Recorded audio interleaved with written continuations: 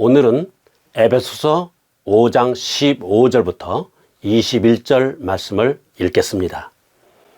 그런즉 너희는 주의하여 어리석은 자가 아니라 지혜로운 자로서 조심스럽게 걸어 시간을 되찾으라. 날들이 악하니라.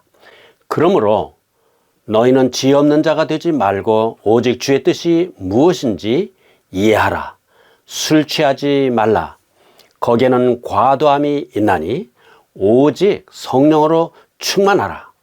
시와 찬송가와 영적 노래로 너희 자신에게 말하며 너희 마음속에서 주께 노래하고 선율을 만들며 모든 일로 인해 우리 주 예수 그리스도의 이름으로 항상 하나님 곧 아버지께 감사하고 하나님을 두려워하는 가운데 서로에게 복종하라. 오늘은 에베소서 5장 15절에서 21절 말씀을 중심으로 그리스도인의 삶의 원리라는 제목으로 말씀드리겠습니다. 살아가면서 삶은 복잡해지고 일은 뒤엉키고 해서 우리는 혼란에 빠질 때가 있습니다. 그럴 때는 본질과 비본질을 구분하여 그리스도인의 삶의 기본으로 돌아가는 게 좋습니다. 오늘 성경 본문이 바로 그런 내용입니다. 그리스도인의 생활 지침이라 할 수 있습니다. 우리 대부분의 그리스도인들에게는 이 기본 원리들이 새로운 내용은 아닐 것입니다. 믿음 없는 세상에서 믿음을 실천하는 법에 대한 입문서인 셈입니다. 앞단락에서 보았듯이 그리스도인은 어두운 세상에서 빛으로 존재해야 합니다. 이번 단락에서 바울은 그런즉으로 시작하여 신자의 행함을 다시 강조합니다. 물론 성령께서 우리 믿는 자들 안에서 능력을 발휘하시며 우리를 인도하십니다. 이번 본문의 원리들은 어린 신자들에게나 경륜이 쌓인 성도들에게나 똑같이 기초가 됩니다. 지금부터 바울의 손을 잡고 그리스도인의 삶을 구성하는 5가지 주요 원리들을 익혀보겠습니다.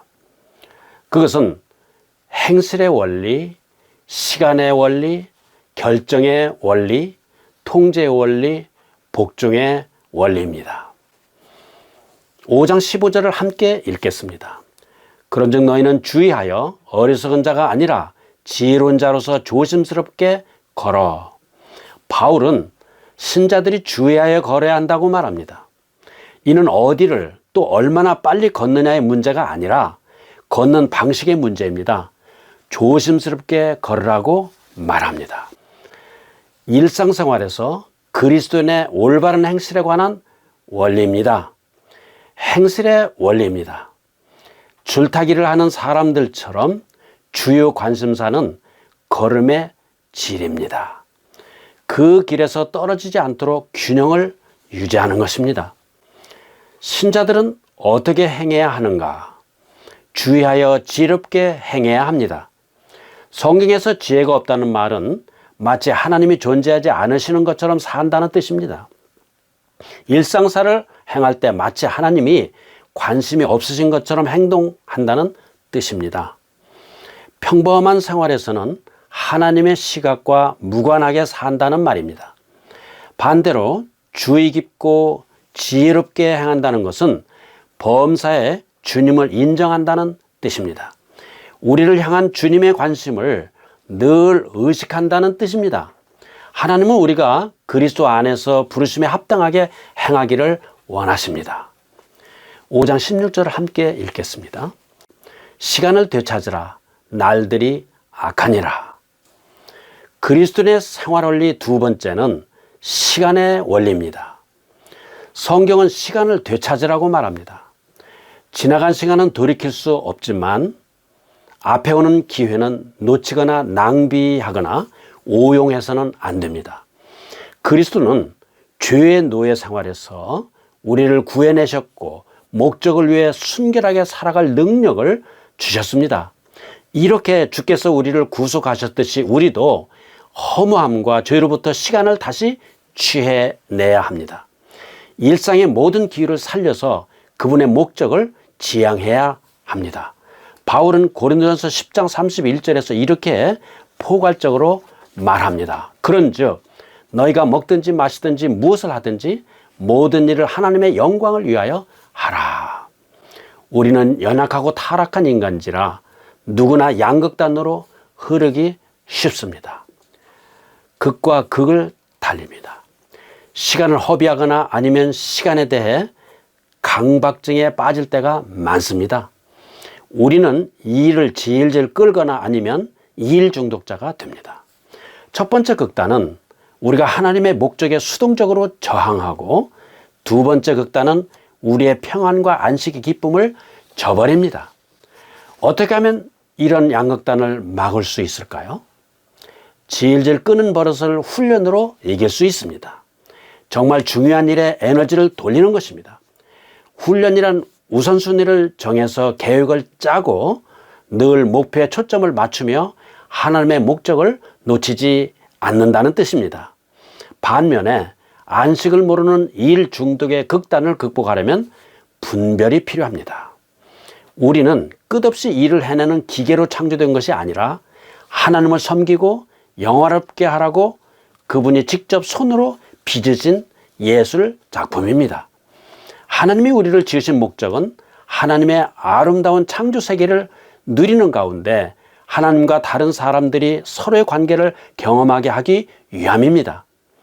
하나님 나라의 일은 노동으로만 이루어지는 게 아님을 잊으면 안 됩니다. 우리는 이 일을 미루거나 지나친 야망에 빠질 게 아니라 모든 기회를 최대한 활용해야 합니다. 바울은 그 이유를 날들이 악하기 때문이라 했습니다. 이 말은 악한 세상이 우리를 유혹하여 시간을 허비하게 한다는 뜻입니다. 경박한 오락, 열매 없는 일에 몰두, 단편적인 목표에 빠지는 일 등입니다. 결론은 하나입니다. 시간을 보충하라입니다. 5장 17절을 함께 읽겠습니다. 그러므로 너희는 지혜 없는 자가 되지 말고 오직 주의 뜻이 무엇인지 이해하라. 그리스도인의 생활 원리에 대해서 바울의 세 번째 교훈은 결정의 원리입니다. 이는 우리의 주의 깊고 지혜로운 생활과 연관됩니다. 그리고 결정의 원리는 지혜로운 시간 사용을 기초로 합니다. 이 결정의 원리 첫머리에서 바울은 어리석은 자가 되지 말 것을 먼저 상기시킵니다. 앞서 보았듯이 바보의 전형은 하나님이 없다 하면서 실제로 그런 것처럼 살아가는 사람입니다. 마치 하나님이 우리 삶에 임재하지 않으시고 우리의 결정에 관심이 없으시며 우리가 주목하기에 합당하지 않으신 것처럼 그렇게 살아갑니다. 이는 우리가 그렇게 사는 정도만큼 바보로 살아가는 것입니다. 우리는 어리석게 살아갈 것이 아니라 주의 뜻이 무엇인지 이해해야 합니다. 우리의 삶을 향한 하나님의 뜻을 분별하는 것보다 더 중요하고 기본적인 일은 별로 없습니다. 우리의 삶을 향한 하나님의 뜻은 이미 다 정해진 길이다 라고 말하는 사람들이 많습니다. 반대로 어떤 사람들은 말하기를 하나님의 뜻은 우리가 알 수 없다고 합니다. 그래서 우리가 스스로 결정하고 무엇이든 자신이 원하는 대로 한 뒤에 최선의 결과를 바라야 한다는 것입니다. 둘 다 옳은 관점은 아닙니다. 사실 성경 여러 곳에 우리의 삶을 향한 하나님의 뜻이 명확히 계시되어 있습니다. 자, 하나님의 명확한 뜻들은 어떻게 기록되었을까요? 이 세상에 동화되지 말라. 생각을 새롭게 하라. 변화를 받으라. 근심을 견디어 회개를 이루라. 거룩히 구별되어라. 음행을 삼가라. 인간의 권위에 복종하라. 선을 행하라.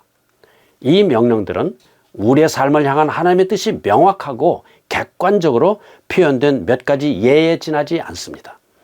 우리가 시간을 들여 성경에 명시된 하나님의 뜻을 추구한다면 결코 그분의 뜻에 어긋나는 일들을 하지 않을 것입니다. 그뿐 아니라 평소에 그런 삶에 힘쓰면 성령께서 우리 안에 성품과 덕을 빚어내십니다. 그래서 하나님의 뜻이 명확히 계시되어 있지 않은 부분들에서도 하나님의 뜻을 분별하기가 더 쉬워집니다. 그러나 우리는 그분을 앞서가거나 아니면 그분을 저항하는 성향이 있습니다. 우리는 무슨 일에 속단을 내리거나 성급하게 결정하거나 기회가 주어지면 무조건 뛰어드는 그런 경향이 있습니다. 이는 인내심과 신중함이 부족하기 때문입니다. 이것이 바로 하나님을 앞서가는 행동입니다. 하나님의 뜻에 저항하는 성향은 교만에서 비롯되는 결과입니다. 성경의 분명한 명령들을 고집스레 무시하며 그것이 자신에게 적용되지 않는 온갖 구실을 찾아냅니다. 우리는 흔히 이런 양극단을 보입니다. 그런가 하면 이런 양극단의 반응은 하나님의 구체적이고 객관적인 뜻 앞에서도 나타납니다. 예컨대 직업선택, 배우자, 집, 교회 등을 선택하는 문제가 그런 경우입니다. 우리는 하나님의 뜻을 그분의 방식대로 분별해야 합니다. 하나님이 주도하시는 방식은 단순하지만 결코 속전속결은 아닙니다. 기도하십시오. 마음을 열고 겸손하고 진실하게 구하십시오. 인내하며 구하십시오.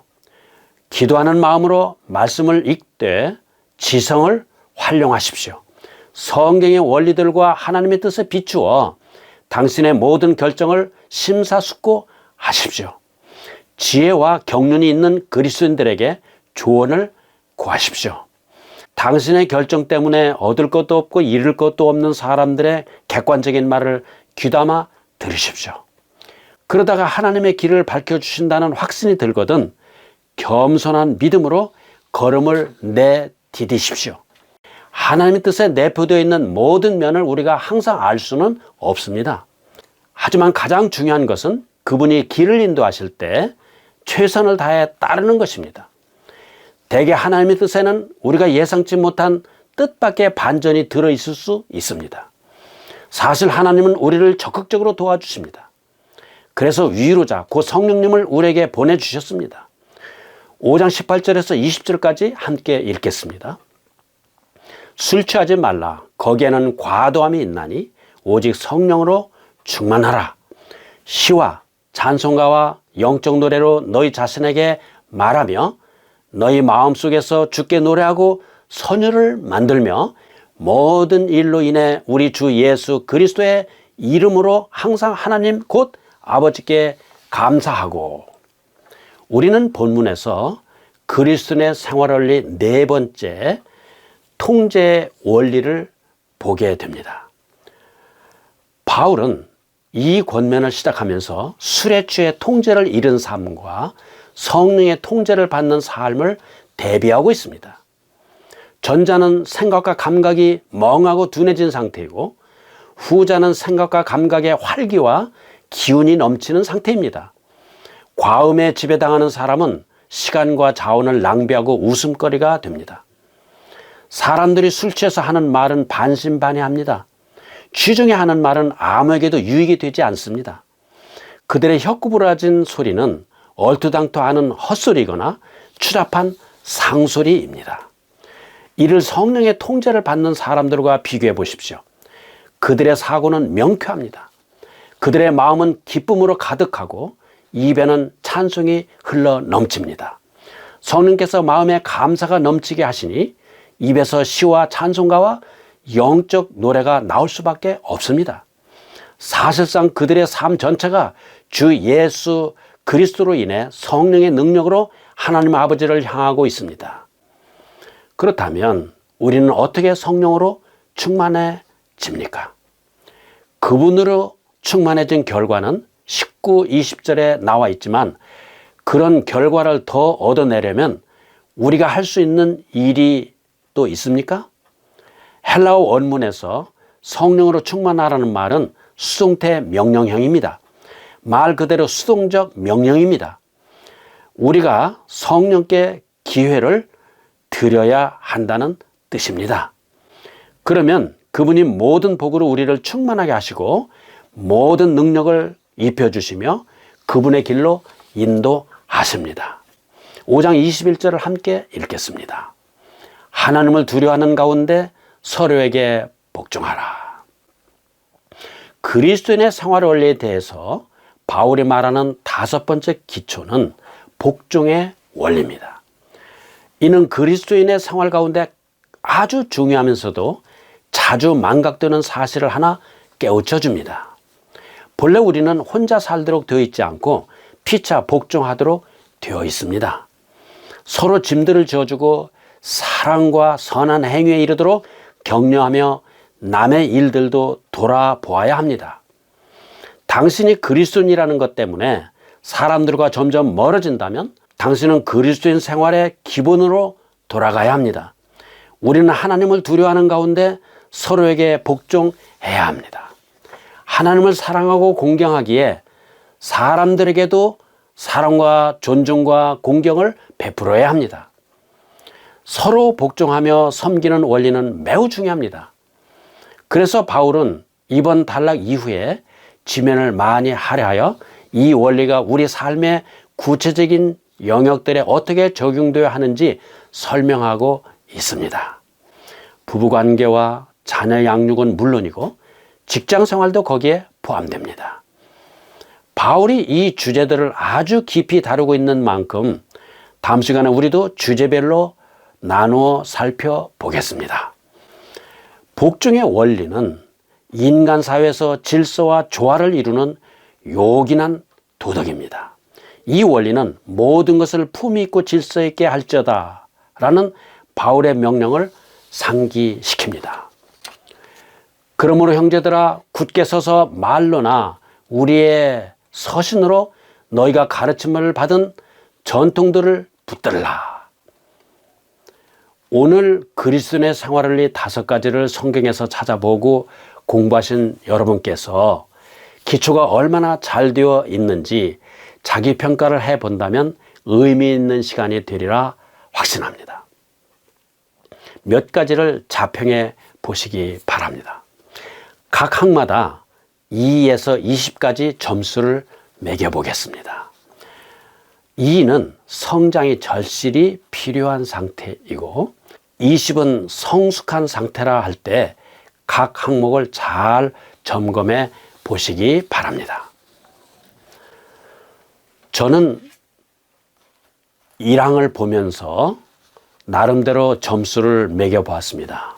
1항, 나는 평소에 주의하여 지혜롭게 행동하는가? 저는 여기에 16점을 주었습니다. 너무 후하게 줬나요? 2항, 나는 시간을 쓰는데 잘 훈련되어 있고 잘 분별하는가? 저는 2항은 14점입니다. 3항입니다. 나는 아버지의 뜻을 적극적이고 올바르게 따르고 있는가? 이건 18점을 주었습니다. 4항, 나는 성령의 영향력과 통제 아래 살고 있는가? 여기는 16점을 주었습니다. 5항, 나는 다른 사람들을 높이고 섬길 기회를 일부러 자주 찾는가? 여기는 18점을 주었습니다. 이렇게 해서 저는 총 82점이 나왔습니다. 이 항목들 중에 여러분이 잘하지 못하고 있는 부분이 있다면 기쁜 소식이 있습니다. 그것은 여러분만 그런 게 아니다라는 것입니다. 많은 기술들이 그렇듯이 이 부분들에서도 계속 성장하지 않으면 퇴보하기 마련입니다.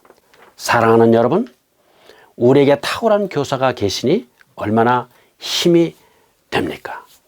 바울은 우리가 일관되고 담대하게 순종할 수 있다고 말했습니다. 너희 안에서 일하사 자기가 참으로 기뻐하는 것을 원하게도 하시고 행하게도 하시는 분은 하나님이시니라.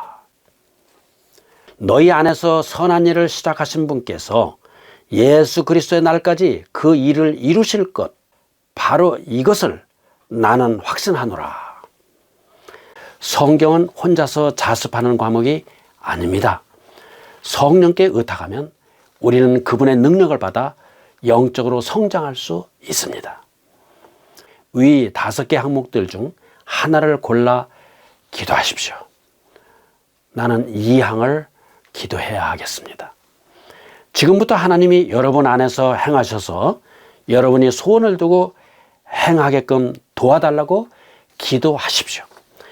당신이 어려울 때 하나님은 당신의 지지자요, 목자요, 교사이십니다. 그분은 늘 적극적으로 도와주십니다. 사실 예수님은 성령님을 위로자라고 부르셨습니다. 히브리서 기자를 통해서도 우리를 이렇게 격려하십니다. 그러므로 우리가 긍휼을 얻고 필요한 때에 도우시는 은혜를 얻기 위해 은혜의 왕자로 담대히 갈 것이니라. 도움이 필요할 때 담대히 갈 곳이 있어서 저와 여러분은 행복합니다. 오늘은 여기까지 하겠습니다.